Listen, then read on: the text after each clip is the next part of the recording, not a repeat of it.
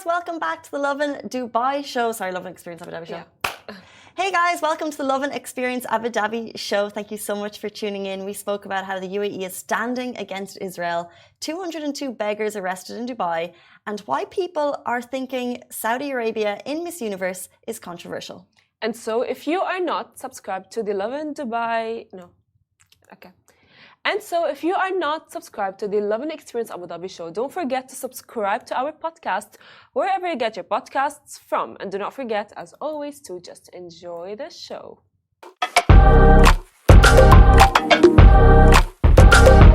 Good morning, Dubai. Welcome back to the Lovin Abu Dhabi Experience Show, where we go through the top trending stories that everyone across the country is talking about. Our top story for you today: the UAE stands against Israel's decision to seize Palestinian land.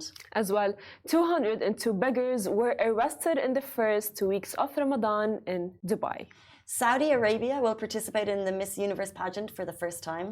As well, the viral Mosquito video that everyone can relate to. Scratchy. Also, later on in the show, we're super excited to have Dina Sari, who is on a mission, to save cats in Dubai. As well, in Gaza, according to the Palestinian Ministry of Health, in the Gaza Strip, the death toll has risen up to 32,490, while 74,889 have been injured, and more than 1.9 million people have been displaced from their homes. Dubai iftar time today is 6:37, and you can find up-to-date prayer times on the Lovin Dubai website. As well, it is fair to partly cloudy today with highs of 27 degrees. I'm braving it. I'm getting my car washed. Oh, yeah. I mean, honestly, you never know. At this point with Dubai, it's just reminding me of Turkey, because in Turkey, when we traveled to Turkey, I remember them telling us, hey, you can never know when it's going to rain, when it's not going to rain. So it's giving Turkey vibes. Giving Turkey vibes. It's so impossible, as you said, when to know. And it's a bit of a faff having to get it washed. Well, not really when you use Cafu. But it's like, is it going to rain at the weekend? Should I get a wash? Should I not? It's a white car. I've never had a white car before. And it's annoying. I mean, white cars are top tier. Just let me tell you that. I love it. And I really like when I say like, but maintenance. Yeah, but they're nice. You know what I mean? I feel like white does not suit all cars. Some of them look like Ubers. Some of them look really nice. I like Ubers. Ubers are fancy. I mean, I don't know. But like, for example, like if I would get, let's say a small car, I wouldn't get it as like a white car. I would rather get it as a black car. But you have a nice car. It's nice to have a car. 8:34. Let's jump into our top story for you today. So UAE stands against Israel's decision to seize Palestinian land. The UAE strongly opposes Israel's plans to take 8,000 hectares, which is the large areas of land in the Jordan Valley of Palestine. The Ministry of Foreign Affairs said that they reject any actions trying to change the area's history or laws. It emphasized the importance of backing regional and global initiatives to promote peace in the Middle East and to stop unlawful actions that undermine the possibility of a two-state solution and the creation of an independent Palestinian nation. The ministry reaffirmed the UAE's strong dedication to achieving peace and fairness and the fulfillment of Palestinian rights. Moreover, it urged the global community to increase efforts to achieve an urgent ceasefire to prevent more casualties and avoid escalating the situation in the occupied Palestinian territory. The news was shared via WAM, which is the government news agency. And if you'd like more information on that, you can check out the website. It will also be on Lovin Dubai later today. Let's jump into our next story, one that I know got a lot of reaction. So we've spoken about a beggar that was arrested earlier. However, 202 beggars were arrested in the first 2 weeks of Ramadan in Dubai. The holy month of Ramadan, as we all know, is a time of generosity and giving back. There are many ways you can make a difference that are encouraged. One thing that is highly discouraged is giving money to beggars. Beggars use this time and take advantage of people's generosity for their personal gain. Dubai police has arrested 202 beggars in the first 2 weeks of Ramadan as part of their anti-begging campaign. So, in summary, 112 men and 90 women were arrested for begging. Interestingly, most of them are here on a visit visa. So they've come to the UAE to do just that, extricate money from your pockets. Violators may be subject to a minimum fine of 5,000 dirham and up to 3 months in prison, i.e. not worth it. As for those who organise begging rings and fly people from abroad to join, they could be subject to a minimum fine of 100,000 dirham and 6 months in jail. As well, members of the public are advised to report any illegal activities or begging by calling 901 or using the Police Eye service on the app, or as well Police Smart app, which, by the way, we see a lot of beggars in Dubai. And do you? I don't see many. Oh God, you have to see it. It's like, you know, like when like my dad's driving the car, or I'm even driving the car, it's like they just like come or they just like pretend like they don't have an arm or something like that. And I know it's a lie. You know what I mean? Well, they may not. Lie. No, it's a lie. I promise you it's a lie, because like specifically in Ramadan, they know that people are giving, and they know that Ramadan is the holy month of giving, and people don't wanna, you know, they wanna do good, specifically like it's Ramadan and you get good deeds for it, you know, and people avoid being, let's say, like mean or rude or things like that. So they know that. True. And we know they're capitalizing on a giving time. What's interesting is Nehru's, excuse me, in the comments said, I understand why it's illegal, but I still feel terrible for them. But I think what the police have highlighted in this report is of the 202, the majority of them are on visit visas. And then they also highlighted what the fines are for people organising begging rings. So what we can understand and assume is this isn't probably a solo job. This is people organising begging rings from outside of the country and preying on the UAE as targets, people in this country. And that's what the police are trying to stamp out. And that's why they're 100%. Asking for your help. 100%. Because like, you know what happens is, I think that, let's say like they live in another country. The, let's say the money-wise, like if 1 dirham here probably makes a lot in their country. So they come here on visit visas and they take a lot of like, let's say like 10, 20, let's say, and like a day they can make 100 dirhams, which is really, does really well in their country. And they're like, whoa, okay, fine. I got like a very good, well-off salary that I can spend off in my country. And that's what happens. And we fall for it because we feel bad. And they know that we're going to feel bad. And specifically in the month of Ramadan, that is the most when we feel bad. Well, you know what? I shouldn't promote this, but like if you can, offer to buy them lunch. Offer to buy them a meal. Because it's interesting. N.D. Gary Winnie in the comments said, the day I realised that they pretended to be beggars, yet it's their business and make a lot of money from them, I support UAE government. And when you buy them food and they refuse it, they only want money. So that's quite an interesting one. Look, when we say them, it's as though we're blanketing. And of course, there are people that need money. So it's a really tricky one. But if you're in that situation and you're not sure, the rules of the government is not to do it. But for example, suggest buying a healthy meal. 100%. And as well, you could just like donate through, you know, like I would say initiatives that are all around the UAE. There are a lot of initiatives that you can participate in to actually help the people who are in need and actually, you know, donate. But when someone comes up to you like, hey, I need money, I think it's, you know, it's a lot for a reason, and they probably come in like a ring of like crimes, right? So just like don't do it. And the homeless situation in this country, in comparison to other countries, there is a significant difference. I remember I visited the States a couple of years ago, and I was so surprised to see. I was in San Francisco, which is, I think, where the majority of homeless in the States have migrated towards. And it's because in this country, there are laws, you have to have a working visa or be an Emirati, and therefore you're provided for. So it's against the law to be homeless, and therefore it's not on the streets. And I think there's a lot to be said for the UAE government in that we provide healthcare. That's true. Healthcare is provided as part of your work visa. And there's, you know, specific opportunities for people as long as you have your work visa. So it's not on the streets.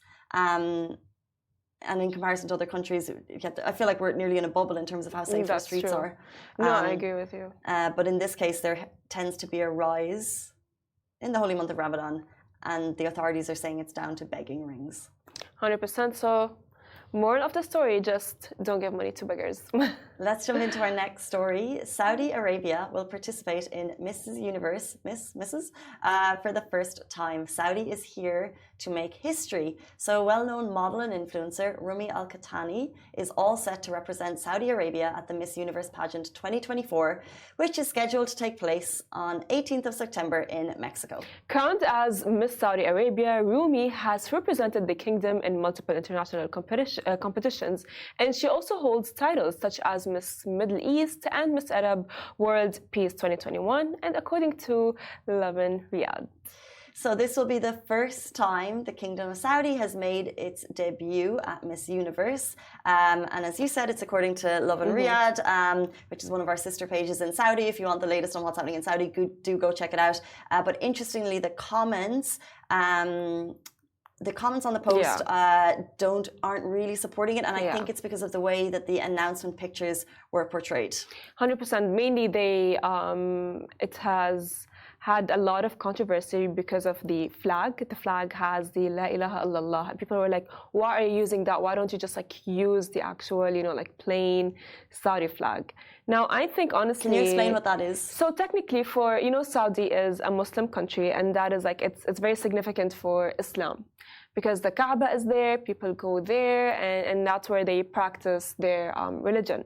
So the flag La ilaha illallah is someone, if it's the Shahada, if let's say someone wants to convert to Islam, all that they need to do is say La ilaha illallah, Muhammad Rasulullah. And the Saudi flag has that, and it has the other flag. So people attacked her because she did not actually have the Saudi flag, but rather she had the La ilaha illallah. Which technically, I think, honestly, it's kind of unfair, because in that case, she still is showing... She's still showing that she is a proud Muslim. She didn't show oh yeah, I'm not Saudi or something like that. She probably said that in the competition. But I think that's why people attacked her.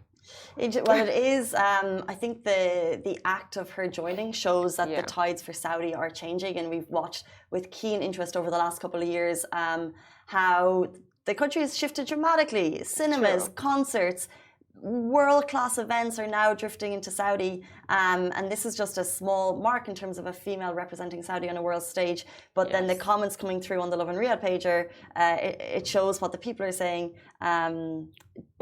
They just it's actually more, as you said, it's about the flag, because it's don't touch the flag. I don't even want to actually read them out, because some are a bit negative, and I don't want to host it. But there's a mixed. I don't want to host the negativity, but there is a mixed response to her representing Saudi and the images that they shared, which I think seems to be more of the issue. Yeah, I think honestly, people are going to have opinions no matter what, and specifically because Saudi has recently opened up, and it has become a different country, according from what we knew Saudi used to be. So because of that, people are oh yeah, why aren't you not holding the Saudi flag? Why are you not doing this? Why are you not doing that? And they're very, very I would say, pinpointing on every little detail, when in fact her holding the La ilaha illallah is a very, very big movement. Because back then, when someone says La ilaha illallah, people would associate that with terrorism.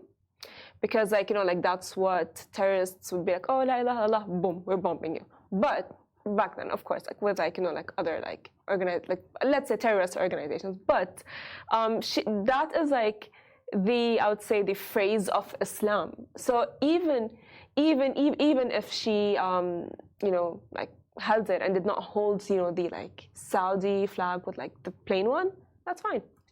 Just they're just commenting. It's interesting to see how cities and cultural norms can change. And just because these are the times that we grew up in, or these are the times that we live in, does not mean that in 20 years' time things will be the same. Saudi 100%. Even, 20, 30, 40 years ago, back in the 70s, had a totally different culture. True. And just because for the last 20, 30 years it's been something, doesn't mean that we're not going to see a massive shift. And these types of announcements will become more normal. But as always, you guys are here for the comments. So if you want to jump onto the Lovin Riyadh page, give it a follow, and you can get more updates on that story there. 8:45, jumping into our next story, we're talking about the viral video that everyone can relate to. So our favorite blogger, DXB Hun, aka Carl Stevens, who we actually had on the show not too long ago, she is serving facts with a video that she posted that racked up nearly 1.3 million views. The video, quite simple. She basically says mosquito bites are acting like vampires this year, and clearly everyone can relate. Yes, the video has been viewed over 1 million times. So the question is, have you ever been bitten by a mosquito? Yes. Yes, I have. No, but have you, like recently, in recent times, the last week? Scratchy, Yes. scratchy? All over my leg. Everywhere. And it's so annoying, and it's like I want to get rid of it. Actually, my sister has gotten me something, but it's so annoying, and it's like it keeps on like itching, and then it burns, and it's like becomes red, and it's. They're so satisfying to itch at the same time. You gotta itch them. God, no. I went to the salon and I came back and my legs were just because I was outside yesterday evening for a little bit, no bites. Yeah. People are saying it's a little bit to all of the rain and the stagnant water, by the way. But then I spent one evening in the salon and I came back maybe a week ago and I was bitten to shreds. It was awful. But everyone has their own. Do you have any like hacks for soothing the pain? I do. I actually like to just like put some water. And my sister, because she's gone to France, and she's gotten me this gel that I can just like put on the thing, and like an aloe vera or something. Yes, literally, and it's so good. It's, by the way, it's for everything. It's apparently for burns. I don't know why I didn't put it. I got my hand burned, but it's really good and just like soothes it so in a very, I would say, it just. I can't explain it. It's just like a feeling that I cannot explain. I think maybe if you get like bitten by a mosquito, maybe I can just like give you the cream and you can try it out for yourself. I do use like an aloe vera, but we got a comment, which ones I haven't heard before. We are not using, this is not medical advice, surprisingly. But someone says use castor oil for the skin. It's insane how quick it heals. And plant basil in your gardens or balcony. I don't know who has. I wish I was adult enough to have basil in my garden. You can place the basil plants everywhere, and then less mosquitoes will bite you. Swarm. They'll be less around. Apparently, they don't like it. I mean, there's a saying. I'm not sure. This is not scientific. It's just like saying that whenever I get bitten by a mosquito in Syria, they say that to me. It's like, oh yeah, because your blood is sweet. Yeah, no. Yeah.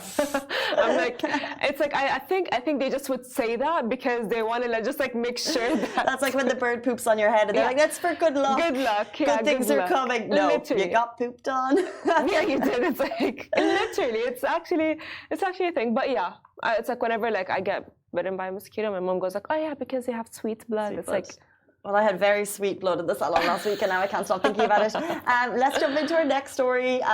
As we introduced at the beginning of the show, this is the Lovin Experience Abu Dhabi show, and it's time to plan your Eid getaway in Abu Dhabi. So as we find ourselves halfway through the holy month of Ramadan, let's uncover the best Abu Dhabi experiences so far. So from the stunning Qasr Al Watan to the hands-on creativity at Studio Clay, and not to mention the first ever Michelin-starred Emirati restaurant. But wait, there's so much more. So with Eid just around the corner, the capital is preparing for an even bigger celebration. Of course, as well, previous years have brought us captivating musical performances, cultural showcases, family-friendly activities, and unbeatable retail experiences. And this year promises to take it up a notch. So whether you are a local looking for an adventure or a visitor seeking unforgettable experiences, Abu Dhabi has it all. Start planning your Eid getaway now for a holiday filled with excitement and discovery. So of course, for more information, don't forget to check out their website, visit abudabi.ae. So many amazing reasons to visit the capital. I urge you to go tag at Lovin Abu Dhabi and Lovin Dubai in your stories so we can reshare them. The capital is just a plethora of unique cultural activities, and I think there's I had the luxury of going down maybe during Ramadan 2 years ago, and of course with the Eid coming up and actually having holidays to read it, like there's a lot of things for all ages. Like this one. I mean, so it's we recommend it. Thing. It's a thing, you know, like when Eid comes, it's a thing that for everyone after fasting, they should get on a getaway and they leave the city that they're in or either travel, but mainly they leave the city that they're in because, like, of course, Ramadan is very tiring, right? So they go to Abu Dhabi and they book a staycation, they do some fun things, which I used to do with my family and I still do. We go to, like, we used to go to, I remember in my childhood, to like either Ferrari World World. Oh my God, yes, Island and all these things. And it's like, oh, and I have like pictures. I still do, you know. It's of like course, the best memories. Literally, they are. And the best thing is like, you know, because like you wake up and you have like the first breakfast in the morning. Parents have the first coffee after not having coffee for so long, right? And it's like it's an experience. So beautiful. So do check out visit abudhabi.ae for more information on all of the experiences you can enjoy. Do stay tuned. It's 8:51, which means it's time for our next guest. Dina Sari is on a mission to save local cats. We're going to have her in studio right after this very short break. Welcome back to the Lovin Experience Abu Dhabi show. Today's guest is Dina Taji, a true animal lover and hero for kittens in Dubai. We're here to talk to her about her mission to save strays in the city. Welcome to the show. We're so excited to have you. Thank you so much, you guys. Thank you so much for having me. Actually. And it's so important that you have me here to really raise awareness about the rescuing here in strays in the UAE. So thank you so much. We're excited to have you on. Yes, thank you so much for being here since I'm a cat person and I love cats. So I'm not, but I still support your cause. Dog person, yeah? I mean, I'm just an animal person, but you know, in general, what made you start rescuing cats? Because we know that you are more in the fitness journey. So when I was a child, I always loved animals, especially my father. He would always tell me stories from the Quran and about Abu Huraira. And he'd tell me, come every morning, let's go feed the birds. And he'd feed a little cat and all of that. So I was always an animal lover. And when I came here, I've been here for 17 years now. So this is my home. But I never realized the amount of strays that were everywhere. I'd see maybe a cat that's at the supermarket and I'd go to the supermarket, get it, and always come by and give it food. So what happened was I was having a little bit of health issues. I had this lack of circulation of blood in my arms and legs, and they were starting to get numb. And I was like, that's weird. I'm super fit. I work out every day. But I was also on the computer a lot of the times because I was studying at the time. So I went to this Chinese medical center and they scan your body.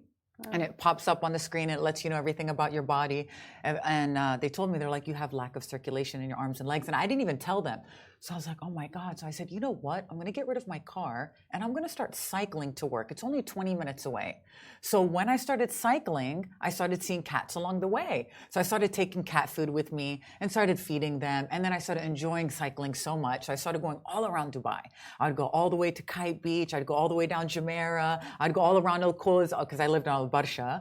So, and then I just started seeing more and more and more. So I'd carry one backpack here, and just like, and they would all wait for me. So I'd go from 4:30 in the morning, 5 o'clock, I'd pray Fajr, and I'd be like, okay, my first fitness class is at 6 a.m. So I'm going to go early because I realized that's when the cats come out even more.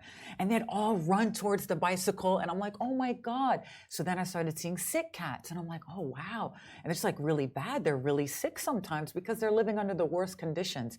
It's very hot. They're dehydrated. Their body's shutting down. So little by little, I'd put one in my bag. I would even film it. I'd start putting it on my chest right here and started taking them to the vet. And then that's really how it all started. And then it just grew from there. How interesting that a change in habit can essentially change your life and your passion. Oh my God, it did actually, it did.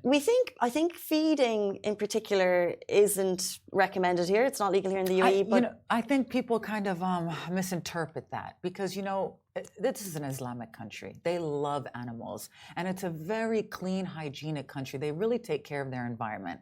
I think the problem is raised because of the communities where people are just putting wet food everywhere and they put plates and the plates, get blown away by the wind and then it attracts a lot of rats. And you have children playing and running around in the playgrounds and it's not clean. So I think this is where it originates from because they see me all the time. They have no problem because they see I'm cleaning and I'm putting it away and I'm not causing any problems and stuff like that. So I think this is the main issue. So as a cat lover, I love cats. And whenever I see a stray cat as well, I do tend to have, like a pack of food, just to feed the cat, specifically at a certain area where a cat all the time waits for me. So what do you advise? Sometimes because we cannot take the cat back home, my mom is not a cat person.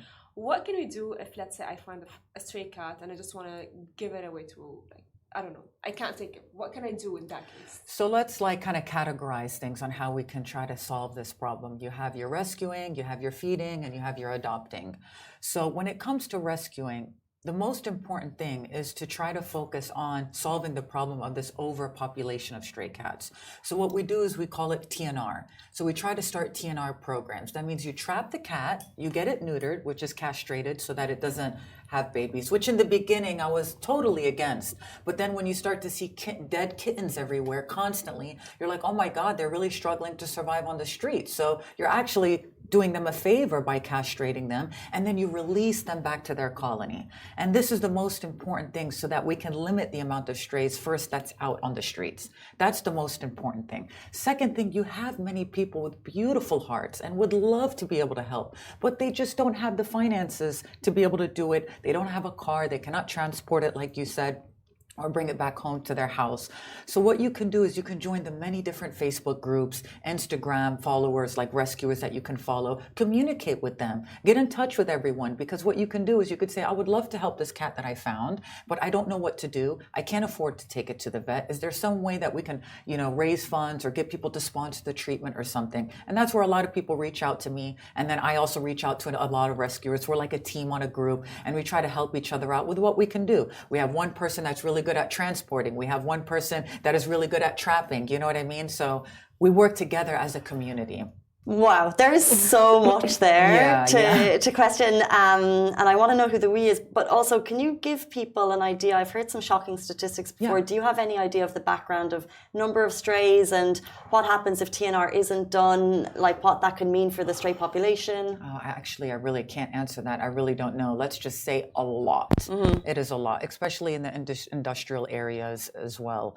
That's where the cats suffer the most. But luckily, there's such many beautiful people here in the UAE that are actually doing a lot of rescuing, and many that are not on social media, and you have these older women, they're like, I don't know how to use social media. I'm like, bless your heart, I need to help you and show you how to do it. And they're doing a lot of TNR as well. So there are many people that are involved, but the more people that can get involved, we can actually just solve this problem. So after Eid, I'm putting together a big event at one of my friends. She opened up a vegan restaurant, and I'm going to gather as many people who want to take part so that we can trap as many as we can together at the same time and scatter all the cats around to many different vets all around the UAE so that we can make a big impact in a very fast time frame. Interesting. Yes. So there is this misconception that stray cats are not clean, and when someone wants to get a cat, they go like, oh yeah, this was a street cat, we're not gonna get her. Mm-hmm.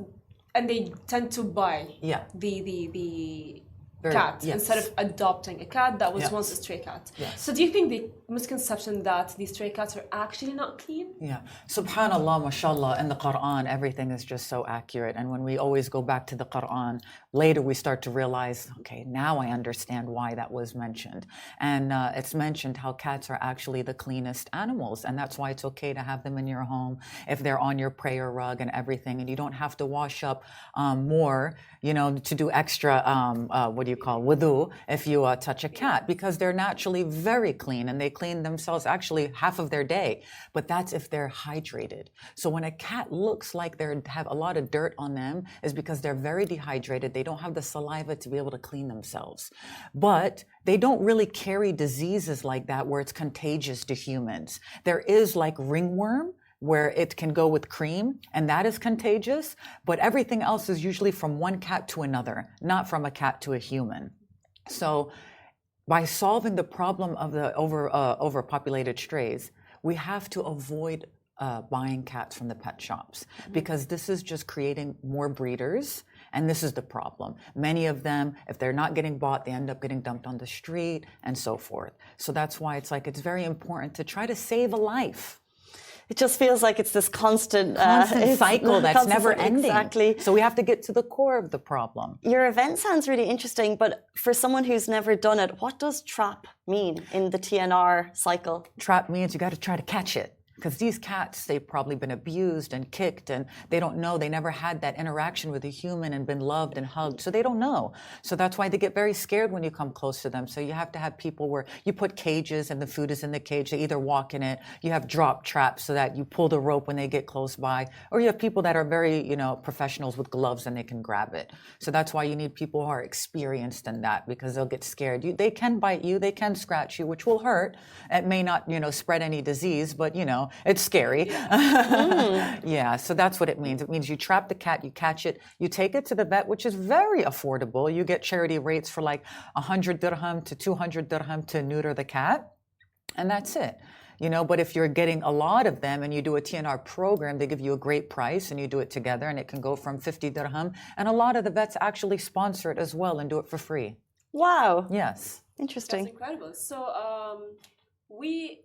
there are a lot of stray cats, but why, as an animal lover, why do you think there are no stray dogs? Like we don't see that around.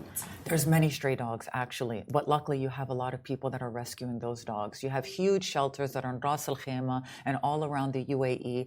They're packed with thousands of dogs, and they're struggling to pay bills and to maintain the shelter. So there is a lot, but luckily you have many people that are making sure they get them off the streets. But yes, it's not as common as cats, because cats can get pregnant every 3 months, and so it's like every 3 months. That's why you'll feed a cat, and then a couple months later you're like, what happened here? I wish I had the statistics, but I heard the number of, if no TNR is done and the stray cats situation is allowed to multiply in cities, it could be, I don't know, billions or something, like millions Probably, of cats. I wouldn't be surprised. It's wild. Just the amount. I've rescued thousands, and every time You've rescued thousands of cats. Well, I've been doing it for, let's say, 10 years.